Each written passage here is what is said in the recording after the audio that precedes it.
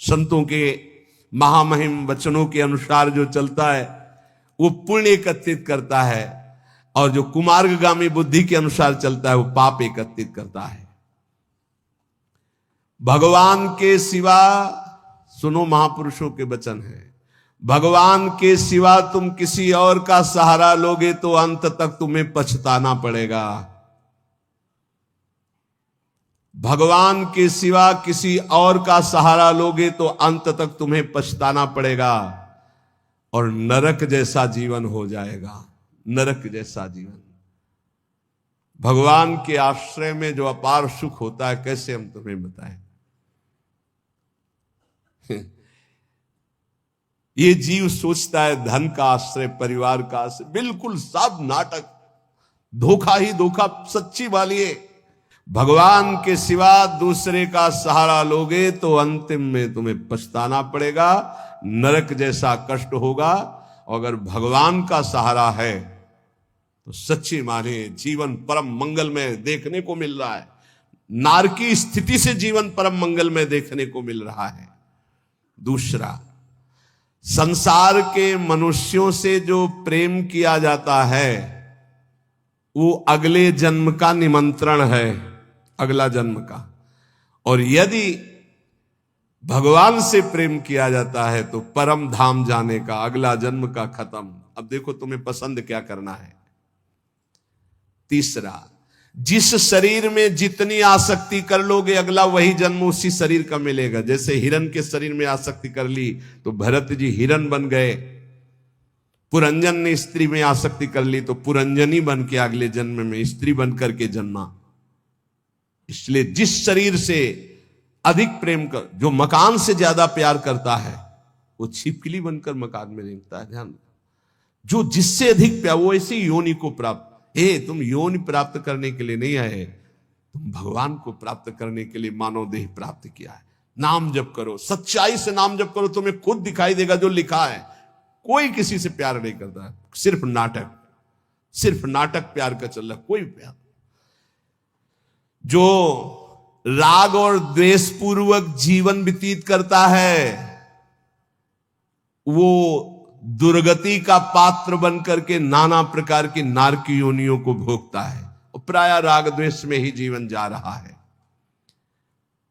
ये 18 दोष भोगने ही पड़ते हैं जो भगवान का भजन नहीं करता।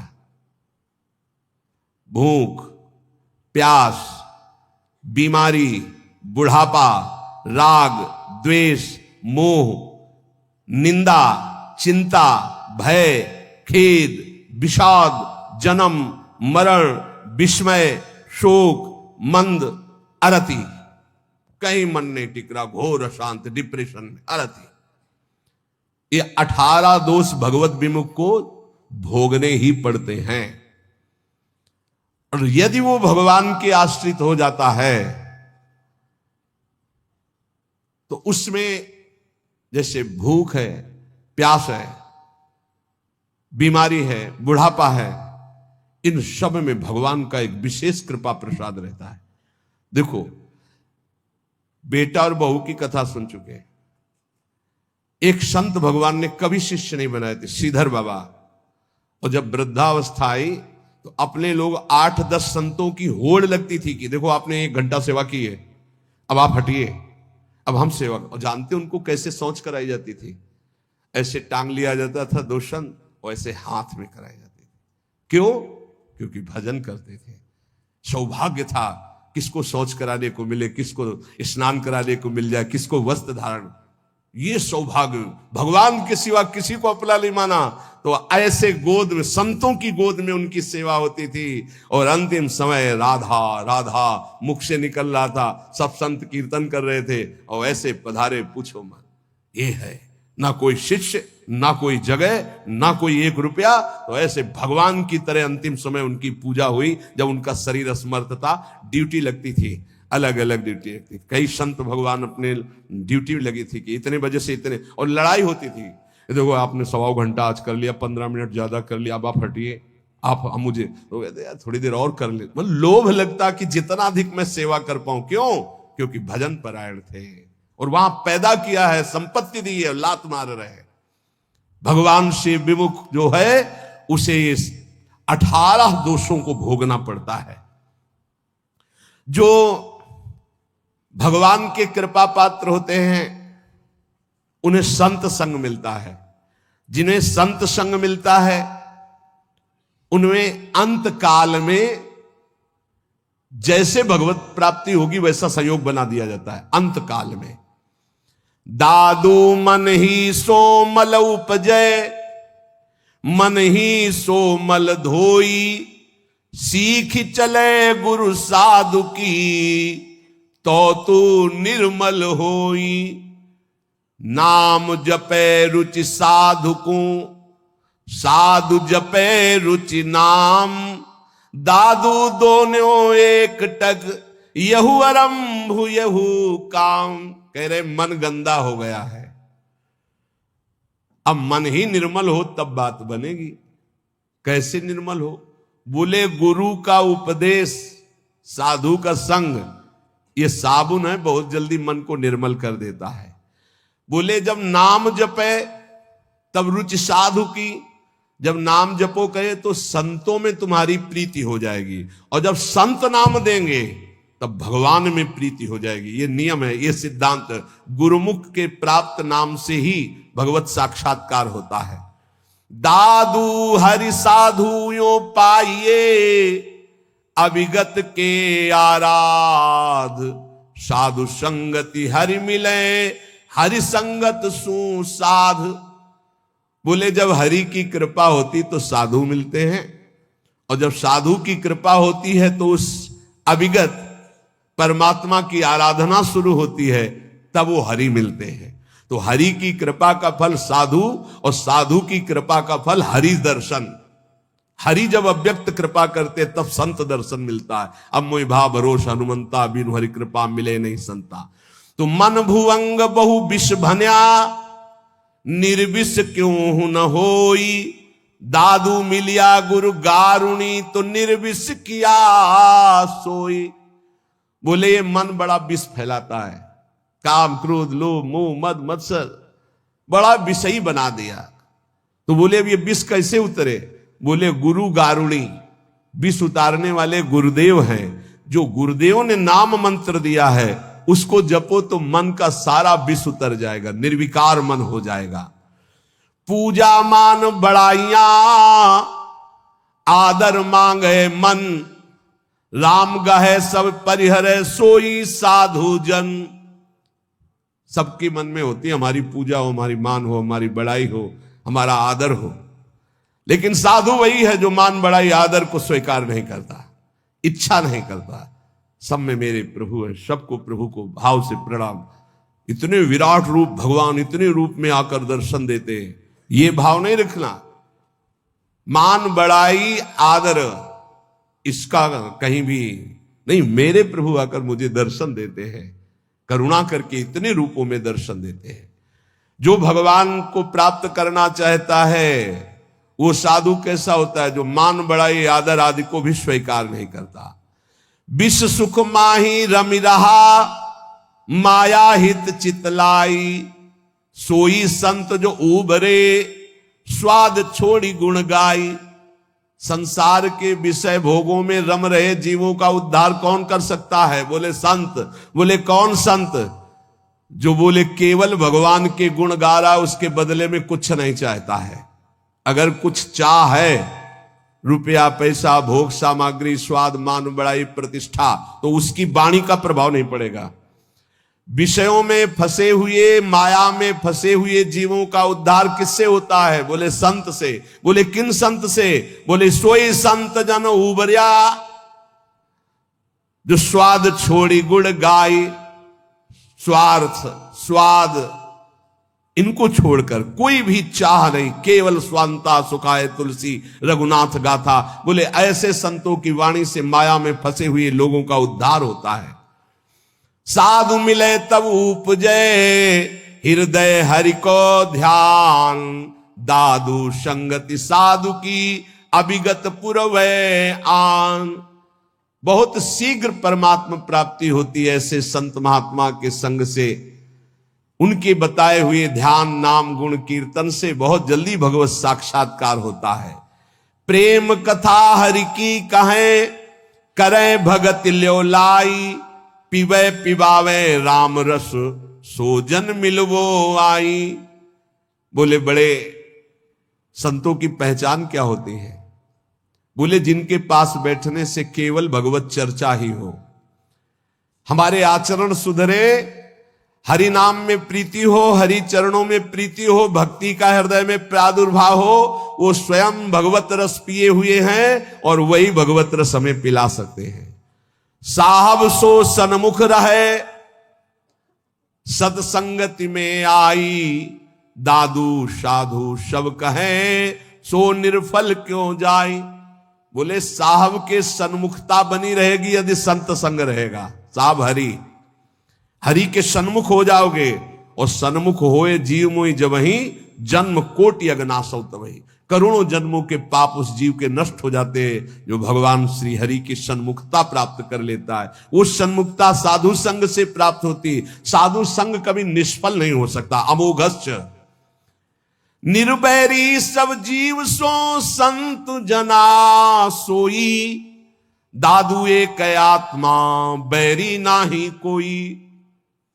संत वही, किसी भी संप्रदाय की मेड़ में नहीं, था पूरा विश्व विश्वंभर सब जगह भास, एक ही परमात्मा तत्वनंत ब्रह्मांडों में है, फिर मृत्यु लोक की बात क्या।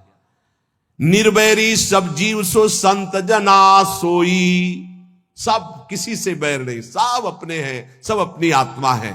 दादू एक है आत्मा बैरी ना ही कोई, काहे को दुख दीजिए घट घटा तम राम, दादू सब संतोषिए यही साधु को काम। घट घट में हमारे प्रभु रमे हुए हैं, जो उसका साक्षात्कार कर लेता है वही भगवत प्राप्त होता है। कैसे साक्षात्कार होता है?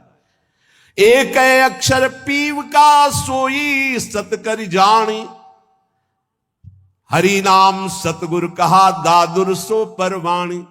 जो गुरुदेव ने अक्षर बोला बस उसी पकड़ ली। ये बहुत जगह महापुरुषों से मिला है। गुरु द्वारा दिए गए नाम मंत्र का अद्भुत चमत्कार है, बस उसी में लग जाओ, जितना जपोगे उतना ही लाभ मिलेगा। दादू नी का नाम है, तीन लोक तरी जाए, रात दिवस रटिबो करे। रात दिन बड़े भाग्यशाली जिनको ये पता है कि जाना है मुझे, तो खूब अधिक धन कमा ले, नाम रूपी धन। राधा राधा राधा राधा वल्लभ राधा वल्लभ। दादू नी का नाम है, हरि हृदय न विसारी, मूर्ति मन माही बसे सांस सांस संभारी। तब जानना कि हमारा नाम रंग ला रहा है, जब हर श्वास में नाम चले और सामने नामी की छवि विराजमान हो। दादू साहब कह रहे, मूर्ति मन माही बसे सांस सांस संभारी, दादू नी का नाम है, आप कहे समझाई, और आरंभ सब छाड़ दे, हरि नामो ल्यो लाई। केवल लगन लगा लो नाम में, सब पूर्ति हो जाए। जितना नाम अधिक जपोगे, श्री भगवान गीता जी में कहते हैं कि कई प्रकार के हमने यज्ञों का वर्णन किया। श्रेयान द्रव्य मयाद्यज्ञाज ज्ञान यज्ञ परंतप, सर्वम कर्माखिलम पार्थ ज्ञाने परिसमाप्यते। बड़ी यज्ञ अभी कल चर्चा की थी कि श्री भगवान ने बताया ब्रह्म यज्ञ, द्रव्य यज्ञ, स्वाध्याय यज्ञ, तप यज्ञ, प्राणायाम यज्ञ, भगवदर्पण यज्ञ, अभिन्नता यज्ञ, कर्तव्य कर्म रूपी यज्ञ, विषय हवन रूपी यज्ञ, समाधि रूपी यज्ञ, योग यज्ञ, स्तंभ प्रवृत्ति, ये सब यज्ञ हैं। इन सब यज्ञों में भगवान कह रहे हैं जो द्रव्य यज्ञ है, रुपया पैसा से जो यज्ञ होती है, ये जितनी भी यज्ञ हैं इन सब में ज्ञान यज्ञ श्रेष्ठ है। सर्वम कर्माखिलम पार्थ ज्ञाने परिसमाप्तये, इसलिए श्रेयान द्रव्य मयाद्यज्ञाज ज्ञान यज्ञ परंतप। परम कल्याण जो होता है वो ज्ञान होने से होता है। इतना तो ज्ञान हो जाना चाहिए कि हमारा स्वरूप भगवान का अंश है, भगवत स्वरूप है। हम शरीर में फंस गए और मुझे मुक्त होना, इस शरीर से मुक्त होना है। अगर इस शरीर से मुक्त नहीं हुए तो बहुत घटिया शरीर मिलने वाले हैं, कीड़ा मकोड़ा कितने योनियां हैं। जो रुपए से यज्ञ होती है उसमें महत्ता धन की होती है, इसलिए वो परम लाभ नहीं प्राप्त हो पाता द्रव्य यज्ञ के द्वारा। द्रव्य यज्ञ में सब पदार्थ आ जाते हैं यज्ञ के, क्योंकि वो सब अर्थ से प्राप्त होते हैं। एक द्रव्य यज्ञ करे 10 अश्वमेध यज्ञ, और एक बार श्री कृष्ण को भाव से प्रणाम कर ले तो 10 अश्वमेध यज्ञ करने वाला श्री कृष्ण को प्रणाम करने वाले की बराबरी नहीं कर सकता। अब आप विचार करो द्रव्य यज्ञ कितना छोटा है जिसको बहुत बड़ा माना जाता है। यहां भगवान कह रहे हैं द्रव्य यज्ञ से श्रेष्ठ है ज्ञान यज्ञ, क्योंकि सभी यज्ञ कर्मजन्य और कर्म करने वाले में यह रहता है कि मैंने ये किया। एक हमने देखा है यज्ञकर्ता को अभिमान नहीं, अंदर के कितने विशुद्ध भाव होते हैं धार्मिक पुरुषों में।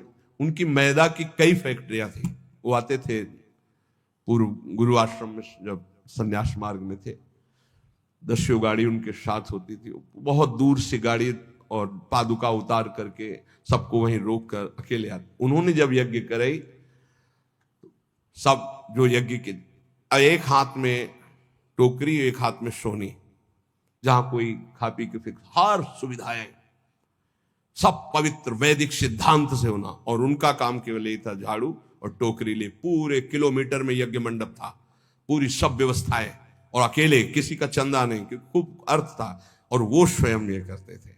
जब कोई उनसे पूछता यज्ञ, कहीं भी कोई पोस्टर बैनर नहीं, और कोई पूछता यज्ञ कौन कराते, तो हमें तो पता नहीं, हम तो यहाँ दोना पत्तल फेंकने की सेवा मिली, बस वो जानते हैं। कोई नहीं जानता था यज्ञ कौन करा रहा। खूब आनंद मंग ऐसे कोई द्रव्य यज्ञ करने वाले बिरला होते हैं जो भगवत समर्पित होते हैं, पर उनको ज्ञान है इस बात का कि तो दियम वस्तु गोविंदम तो में समर्पे, देनहार कोई और है देत रहते दिन रैन, लोग भरम मोपे करे तासो नीचे नयन। ऐसे वो महान गृहस्थ में रहते हुए भी वो महान याज्ञिक थे, यज्ञ करने वाले। तो जब द्रव्य यज्ञ कराई जाती है तो उसमें कहीं ना कहीं अहम स्फुरित हो जाता। मैंने इतने करोड़ अर्पित किए, मैंने इतने लोगों को पवाया, तो जीवन मुक्त होने के लिए वो पर्याप्त नहीं रह गया, क्योंकि अहम का लय होना चाहिए। इसीलिए भगवान कह रहे सर्वम कर्माखिलम पार्थ ज्ञाने परिसमाप्त। ज्ञान में क्या होता है, अहम का नाश हो जाता है। इसलिए भगवान यहां कह रहे कि सबसे बढ़िया यज्ञ है ज्ञान यज्ञ। अंतःकरण में 3 दोष होते हैं जिनके कारण भगवत साक्षात्कार नहीं हो पाता। मल कहते हैं संचित पाप को। जो संचित पाप होते हैं उनके कारण भजन में मन नहीं लगता। जहां भजन शुरू करोगे, भगवत मार्ग की बातें शुरू करोगे, तो पाप आकर्षण शुरू हो जाएगा, इसे मल कहते हैं। दूसरा होता है विक्षेप, चित्त का चंचल होकर बार बार भोगे हुए विषयों का चिंतन करना, इसे विक्षेप कहते हैं। आवरण कहते हैं अहंकार, अज्ञान। इन 3 के कारण जीव की भगवान में रुचि नहीं होती और भगवान की प्राप्ति में बाधा ये 3 पहुंचाते। मल, संचित पाप, विक्षेप, भोगों के प्रति चित्त का चंचल होना, आवरण, अहंकार, अज्ञान।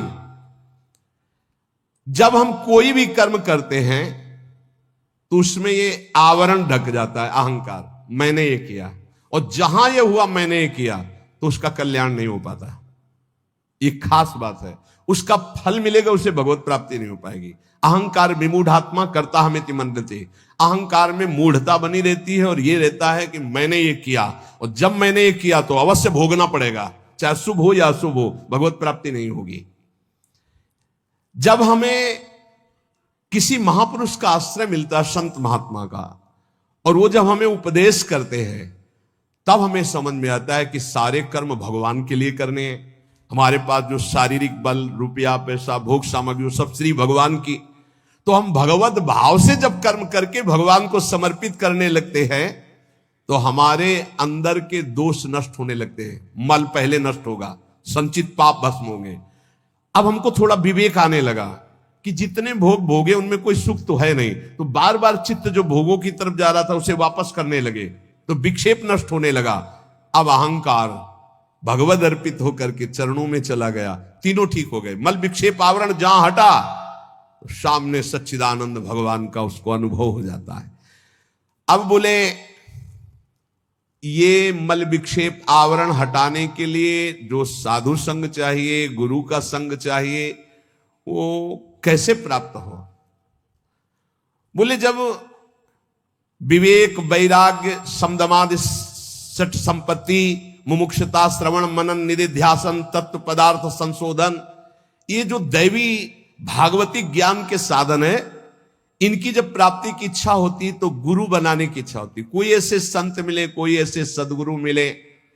देखो भगवान सामने विराजमान है अर्जुन के, और कह रहे हैं कि जब कभी मल विक्षेप आवरण हटाने के लिए ज्ञान की आवश्यकता होती है तो गुरु की प्राप्ति की इच्छा होती है। तो अपने मल विक्षेप आवरण को हटाने के लिए, कल्याण प्राप्ति के लिए, मंगल के लिए, सुख प्राप्ति के लिए, ज्ञान यज्ञ के लिए, तत्व ज्ञान के लिए किसी संत का आश्रय लो। कैसे? बोले तद्विद्धि प्रणिपातेन परिप्रश्नेन सेवया उपदेक्षन्ति ते ज्ञानम ज्ञानिनस् तत्वदर्शिनः। भगवान से पहले प्रार्थना करो कि हमको तत्वज्ञानी महात्मा मिल जाए। बड़ा मुश्किल है तत्वज्ञानी महात्मा मिलना। ये छोटी छोटी मेड़े ऐसी बन गई हैं, लड़ाई झगड़ा, एक दूसरे की निंदा स्तुति समझे नहीं पा रहे। जैसे जमीन में खड़े होकर देखो तो कोई 7 खंड की, कोई कुछ ऐसे बिल्डिंग, और थोड़ा हेलीकॉप्टर में बैठ के देखो ऊपर उड़ के, तो सब एक जैसा दिखाई देने लगेगा। तो जो ऊंचाई में चढ़ा हुआ महापुरुष वो एक जैसा देखता है, सब जगह एक है। देखो शास्त्रों में हमने, वैदिक सिद्धांतों में भी पाया, आ ब्रह्म है। आ, अब आप कुछ भी बोलो आ निकलेगा। सर्वव्यापी ब्रह्म आ है, ये हमने शास्त्रों में पाया। का, खा, गा, चा, छा, टा, ज्ञा, का से लेके ज्ञा तक कोई भी अक्षर बोलो, आ निकलेगा। अब जो अक्षर है वो ब्रह्ममय है। ऐसे ही चराचर जगत ब्रह्म में, सर्वम खलमिदम ब्रह्म। अब ये वेद सिद्धांत पढ़ते हो, लड़ाई झगड़ा कहां रह गया, कहां निंदा स्तुति रह गई, कहां राग द्वेष रह गया, कहां छोटा बड़ा रह गया, कहां अपना पराया रह गया। यही समझ। सनातन आकाश की तरह है, ध्यान रखना। सनातन धर्म आकाश की तरह है, सनातन धर्म वायु की तरह है, सनातन धर्म जल की तरह है, सनातन धर्म पृथ्वी की तरह है, सनातन धर्म सूर्य की तरह है। जहां देखो वही सनातन सूर्य है, सनातन वायु, सनातन जल, सनातन भूमि, सनातन आकाश, सनातन अग्नि, अंदर और बाहर, यह है सनातन। तो ब्रह्म सनातन, परमात्मा सनातन, तो धर्म सनातन। उसको समझो, ये छोटी छोटी मेड़े नहीं। सनातन, सनातन आकाश की तरह है, सनातन वायु की तरह है, सनातन अग्नि की तरह है, सनातन जल की तरह, सबका भरण पोषण सनातन। भगवान सबसे पहली बात कह रहे हैं, ज्ञानिनस् तत्वदर्शिना। किसका संग करना है? तत्वज्ञानी का। हरिवंश महाप्रभु कह रहे हैं, कैसे प्रिया प्रीतम के प्रेम में जाओगे? बोले ये क्रूरापि पापिनो न च सताम संभाष्य दृश्यास्य सर्वान वस्तुतया निरीक्ष परम स्वाराध्य बुद्धिर्मम।